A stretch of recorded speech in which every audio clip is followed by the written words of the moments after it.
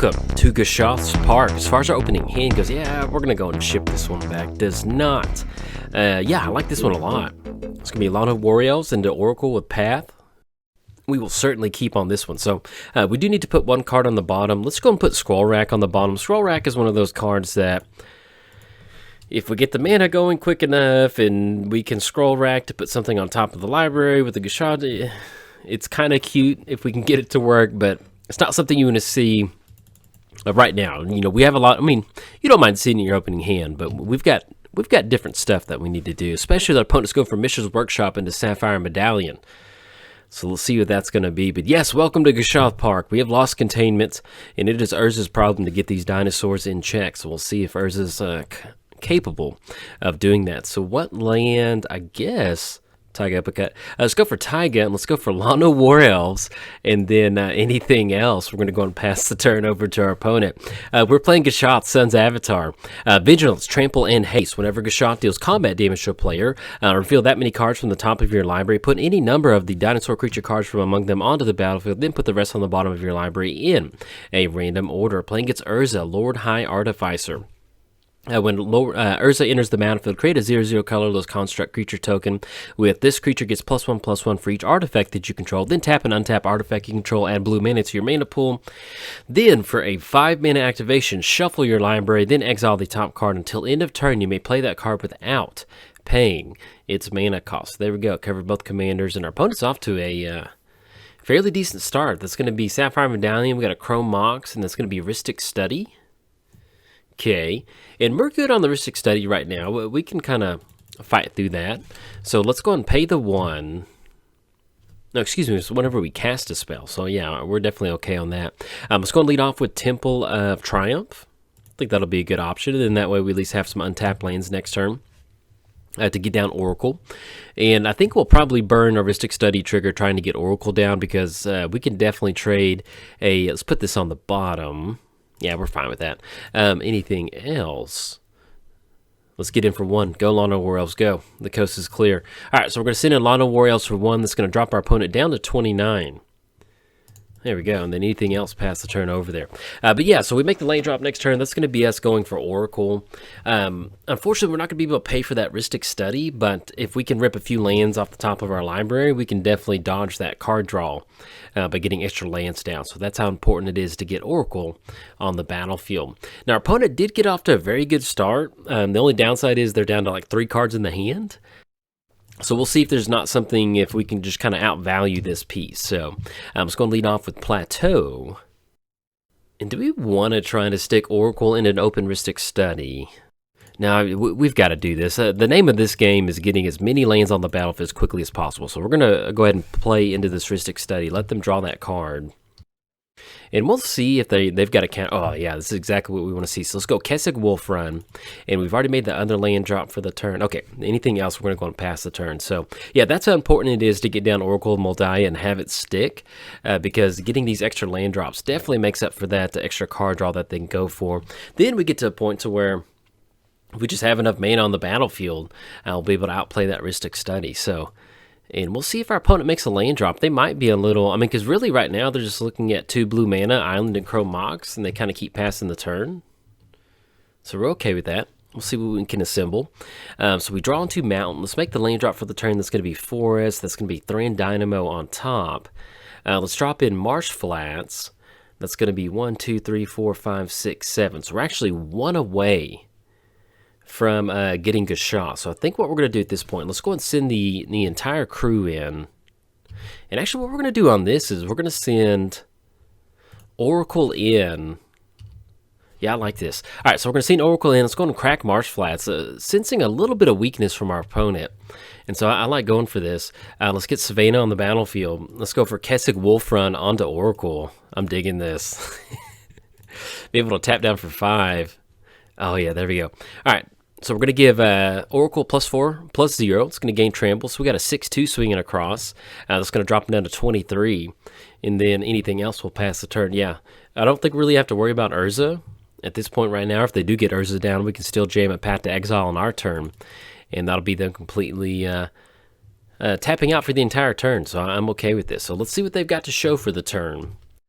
And they do have an island to play. So, but yeah, as far as Gishath goes, I used to play it a lot. If you missed the video, I did release a video going on maybe about a month ago. So if you want to go back and check it out, you can type in Gishath Jolt under YouTube, you'll find it, or you can go to the Gishath YouTube playlist and you'll be able to find all my Gishath videos from there. But as far as the more updated list, the one I released probably about a month or so ago, that's the most updated list build I've got of Gishath. In fact, if you missed it, we'll kind of talk about what we've got going on. When Gishath originally came out, it was really good, but the dinosaur core package that you were trying to run, yeah, it was a little suspect sometimes. A lot of your really good dinosaurs were at the 6-7 converted mana cost, and not that that's bad in a deck like this, but it was just, I don't know, it was just kind of hard to get stuff moving sometimes to get the Gishath trigger. As more sets have released, there's been better dinosaurs that have been released, so it's just always a good feeling to be able to start incorporating better, 4-drop, 5-drop, 6-drop dinosaurs that just kind of help you turn it more into a mid-range style deck. So, opponent's going to go for Mystic. Whenever opponent casts a non-creature spell, draw a card unless they pay 4. So, they're going to have the card draw. They're completely tapped out on blue mana. And we've got an open Oracle. So let's go land drop for the turn. That's going to be Catacombs. Let's go Sacred Foundry. We're going to pay 2 off that. Let's go and crack Catacombs. And let's get ourselves a Gishath trigger. I think that sounds like a pretty good plan. So we're going to crack Catacombs. Let's go ahead and grab ourselves. Get this popped out. I think we're at 26. I don't feel like we're... Yeah, let's do this. Let's go and grab Stomping Ground. We're going to go ahead and pay 2 on this one, and I'll explain why we're doing that here in just a second. Let's get this, and I think that left 1 Power Stone on top. I think that was already on there, maybe, unless I'm looking at something weird. All right, so let's go ahead and tap down for Gishath. Now, what we can do is we can pay 1 for that Rhystic Study, so we are going to pay 1. Yes, we will definitely do that. Let's have Gishath enter the battlefield. All right, so we have an active Gishath. Let's go and swing in. We're going to see Sai block in front of Gishath, but we're good with this. We're going to go and send in Oracle, too. Why not? That way we can get in for a little bit extra damage. Okay, so we're going to see no blocks from Sai. Oh, there we go. All right, so we're going to see Sai jump in front of Gishath, so that'll still give us 3, which is pretty good. Let's get the Gishath trigger on the stack. We know one of those is Worn Power Stone. Click OK. None of those enter the battlefield. And then we've got Charging Monster Soar on top of our library. So anything else, let's go and pass the turn over to our opponent. Now, this turn, we don't really have to watch out for Cyclonic Rift. If they do, they're just going to, only be able to pay down for 2. If we can get to the point to where we can untap with mana and have an active Heroic Intervention, that's really going to help us out. And we're also going to be able to use Path to Exile to make sure that the coast is clear for Gishath. So we'll see what our opponent deploys out for the turn. But if it's just going to be Urza, I feel like we're in a pretty good spot because they can tap out for Urza. Even if they declare Urza a blocker, even that XX artifact, we're going to have Path to Exile on that. And if we can just connect with Gishath, we'll be in a pretty good spot. Okay, and that will be Urza entering the battlefield with at least 4 mana floating. Okay, and they do pass the turn, so we pretty much have a free turn. There's no way that we could interact right now with Charging Monster Soar, so that's going to be Teferi's Protection on top of our library. So we've got Path to Exile. We also do have Kessig Wolfrun. So let's go and get the land drops going. So we're going to have Mountain come down. That's going to be Rugged Prairie, and I'm almost tempted just to... Let's do this. Let's play Timber Crown. That way we have a green source. Let's go and push him with Gishath, and we'll see how they decide to block. Since we have Trample, it's not really going to matter if they double block or whatever they do, because we have an active Kessig Wolfrun, and then we also have Path to Exile. So let's go and push him with Gishath, and let's see how they decide to block on this. Okay, and they're going to offer no blocks. So let's do this. So let's go Kessig Wolfrun on Gishath. We're going to go 1, 2. So Kessig Wolfrun for 7. It's going to get +7, +0, so that's going to be 14. And that's going to be a pretty good chunk of Gishath triggers. All right, so it's going to be Gishath trigger for 14. Let's see what we reveal off the top. Oh, yeah, this is some good stuff. All right, so let's go for Goring Ceratops. It's going to be Runic Armasaur, Shifting Ceratops, and then Trapjaw Tyrant. And make sure we clicked on all of them. That's going to be okay. Okay. All right, so we dump all these dinosaurs onto the battlefield. Let's get this crossed off. There we go. And then anything else. I think what we're going to do on this is wait. All right, Poto's going to scoop it up on that one, so we'll take it on that one. There's just a lot of times where if you have Gishath and you have an open Kessig Wolf Run and you just dump a ton of creatures out there, you're good to go. Now, our opponent did keep a hand with Mishra's Workshop. They got off to a very quick start, but then they just hit no card advantage. And so they had the power in the deck, but and just weren't able to get anything moving on their side of the battlefield. And thankfully, with Oracle on the battlefield, we were able to make those extra land drops and end up with a very nice Gishath trigger. So anyways, if you enjoyed your time at Gishath Park, you got to see Gishath eat Urza. Hey, like and subscribe. Thanks. Bye.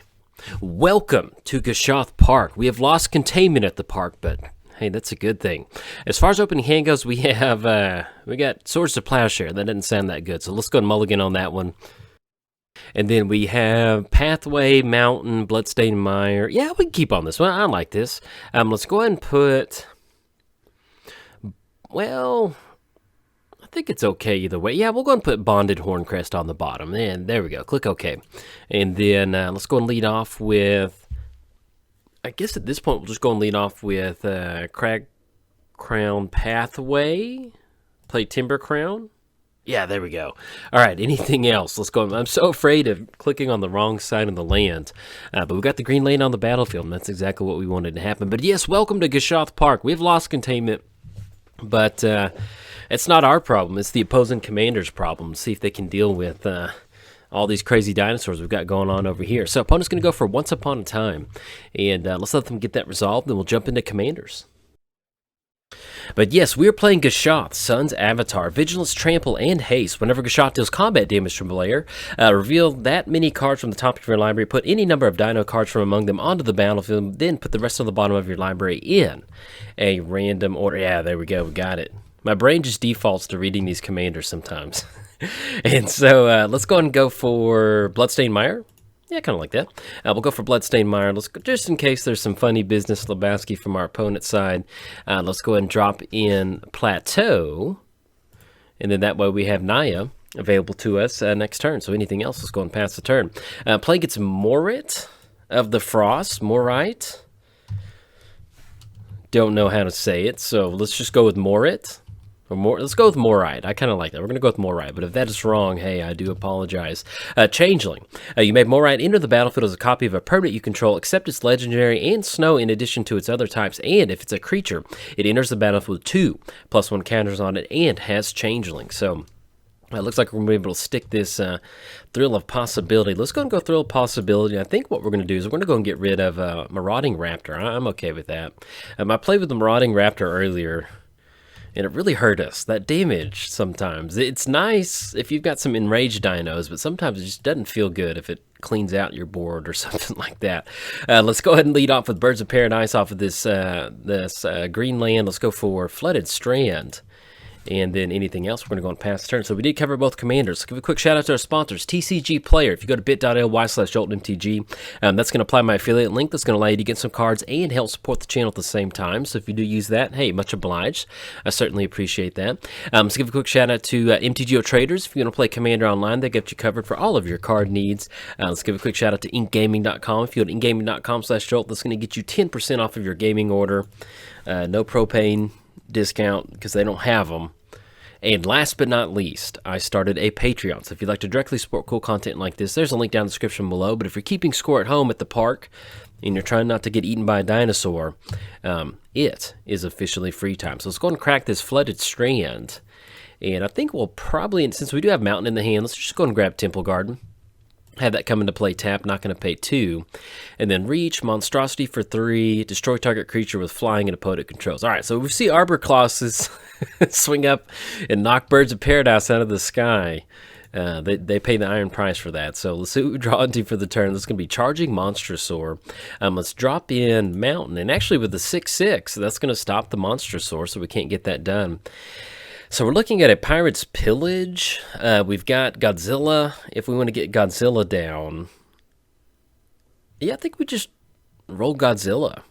I mean, we could try to go for Pirate's Pillage, and that's gonna be 1, 2, 3, 4, 5. That's going to be 2 treasure tokens. That's going to be 6, 7. You know what? I really like a Pirate's Pillage on this one. I think that's going to be a lot better for us because it does set us up. Let's get rid of Charging Monstrosaur. And because this sets us up for a Gishath potentially next turn. So, all right, anything else? We're going to go, well, yeah, I'd rather hold it on. We could get Thrashing Bronodon down if we wanted to. But we won't have the activation for that Mana Crypt. So I think what we'll do is we'll simply just pass the turn. So anything else, kick it back over there to our opponent. But yes, welcome to Gishath Park. And I recorded Gishath not that long ago, so if you missed the video, if you want to go check it out, I know I've recorded Gishath in the last month or so, but yeah, as far as any additions to the deck, you can see we got the new Ikora, I can't remember how to say it, but we've got Godzilla in here, which is kind of weird to see. But what I ended up doing is adding, as more sets have, dinosaurs got hit really hard with the Excellent release. You had a lot of dinosaurs, but it's still kind of made for a clunky Gishath deck. There's just some times where you get out some draft commons off of Gishath's triggers, so it just kind of made you not want to run, the full suite of dinosaur creatures in there. But thankfully, as more and more sets have released, core sets, the Behemoth set, we'll be able to put some more good stuff dinosaurs in there. So it really kind of helps smooth the deck out into being kind of like a Naya mid-range deck. And we're going to see Arbor Colossus fight Birds of Paradise. Let's type let's tap down for red mana, and that's going to be a 9/9. Okay. And then let's see if there's anything else. And I doubt it, but we're simply just going to pass the turn. So we're still looking at 1, 2, 3, 4, 5, 6. So we do need to get lucky with the land to hit Gishath, but at least we can still end up with Godzilla on the battlefield or Temple Altasaur. So let's see what we draw into. And that's going to be Oracle of Moldiant. So we will definitely get that down, because if we can rip some lands off the top, that'll really help us out. We just need, oh, there we go. Let's go Savannah. And that's Chromatic Lantern on top. So we can, that's going to be 1, 2, 3, 4, 5, 6, 7. Yeah, we're going to draw Chromatic Lantern. I still think we just kind of hold back on this one. If we need to stop the 9 from Arbor Colossus, we certainly can. We can definitely toss Oracle. And if it gets to a point to where we need to watch out for that 9/9 out there, we still have at least Thrashing Bronodon that we can get down. We can declare it as a blocker, and then before we go to blocker, activate its ability to destroy Mana Crypt. So that might end up working out for us. But yeah, core of the deck is now it's just kind of Naya mid-range. You just get to as much ramp as possible. And of course, it's always nice to get the Gishath triggers. If we get those going, that always feels really good.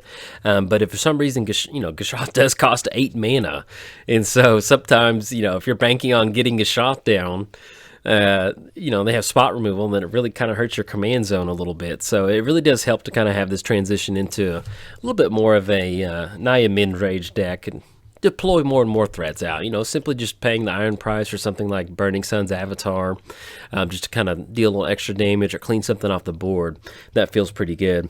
I'm trying to think. We did add Rhythm of the Wild to this deck, and Rhythm of the Wild is one of those cards that is just such a good card in a deck like this. It makes it to where your spells can't be countered.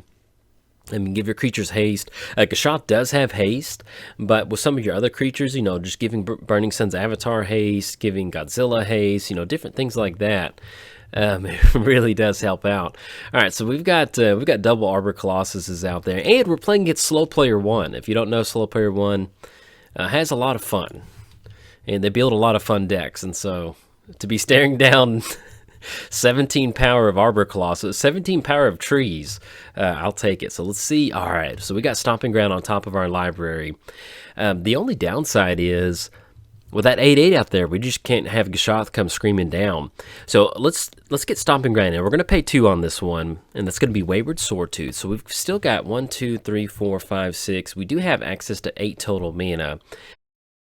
Yeah, I like this, because this is going to give us a chance to hopefully kind of stabilize a little bit. So let's get Temple Altasaur on the battlefield, and then at a later point we can worry about using this, or not using the treasure tokens, but getting Gishath down. Wait until the coast is clear. So let's get Temple Altasaur down, and that's going to, if a sorcerer would deal damage to a dinosaur you control, prevent all but one of that damage. So hopefully that'll stop some of this monstrosity going on over there. Let's get Thrashing Bronodon down. And then we get Thrashing down, and then we do have Wayward Swordtooth on top, so we'll be in a pretty good spot. Okay, and then anything else, we're going to go and pass the turn over to our opponent. So yeah, so they do decide to swing in. We can at least throw Oracle on in front of one of them. It's going to be other dinosaurs that you control that get that reduced damage effect. So yeah, I think we still will probably throw Oracle in front of one of those creatures, because either way, that's going to be lethal if we don't block. So we definitely want that to happen. Then after that, we're going to try to figure out what we can do, because even though we're sitting with Gishath Park, when you got a 9/9 and an 8/8 out there, that's really going to stop a lot of the dinosaurs that we've got going on. So let's see what our opponent rolls out for the turn. Okay, and our opponent's going to go for Urza's Incubator. Let's see what they name off of this. I guess, can you name... Okay, opponent's going to name Giant. And, alright, I'm digging that. Let's see what the reduced cost for the Giant's going to be. And that's going to be Earthshaker Giant. Enters the battlefield, other creature... Oh, no. Okay, so we can prevent all but one. Let's do this. So we block on the 12/12. Man, I don't know if this is enough. I think our opponent's going to get it on this one. Oh, no. Okay, let's see. That's going to prevent all but one. Yeah, I think they've got it on this one. Oh, no. All right, and we drop us down, and our opponent did end up going for a Simic Charm on that one. So there we go. Anyway, that was some fun. So our opponent's going to get in on that one. Let's see if we can't get another Gishath match going. So anyway, I'll see you in the next game. All right, bye.